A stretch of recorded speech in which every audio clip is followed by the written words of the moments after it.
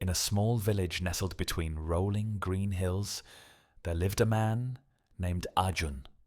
Ajun loved to talk, sometimes too much. He spoke of his accomplishments, exaggerated his victories, and freely commented on the lives of others.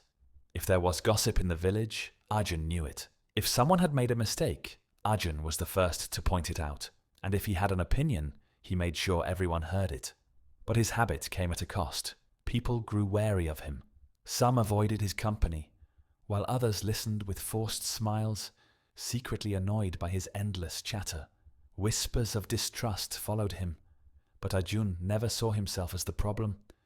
In his mind, it was the world that refused to listen to him. His wife Mira had warned him many times. Ajun, your words hurt people. You speak without care, and it pushes everyone away. But Ajun would laugh it off. I only speak the truth.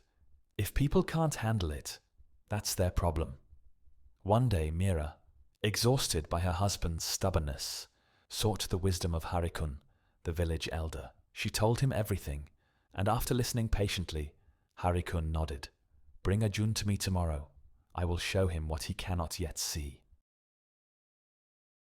The next day, Ajun arrived at Harikun's home.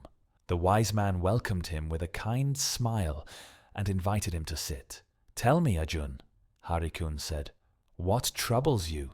Ajun, thinking this was his chance to be heard, poured out his frustrations. He spoke of how people no longer trusted him, how they avoided him, and how unfairly they treated him.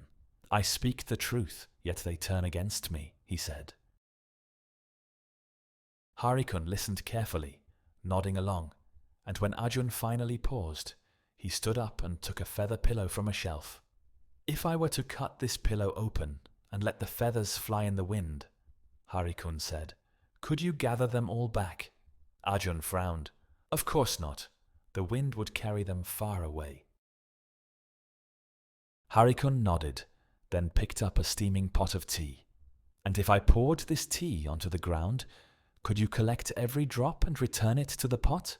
Impossible, Ajun replied. Harikun set the pot down and looked Ajun in the eye. Now, if I were to call you an ignorant man who never listens, and later I wish to take those words back, could I truly erase them from your mind? Ajun's mouth opened, but no words came out. Harikun smiled gently. Words, once spoken, cannot be taken back. Like feathers in the wind or spilled tea on the ground, they scatter, leaving their mark. You may forget them, but others may not. They may linger in hearts and minds, shaping how people see you forever. For the first time, Ajun saw the truth. He had been throwing his words into the world without care, never considering the harm they caused. He lowered his gaze, ashamed. From that day on, Ajun changed. He learned to pause before he spoke, to weigh his words with more care, and to listen more than he talked. And though it took time, the village began to trust him again, not because he spoke more, but because he had finally learned the value of silence. Dear friends, before you speak, remember this story. Once words leave your mouth, they cannot be taken back. Will they bring more value to you and those who hear them? Or would silence be wiser?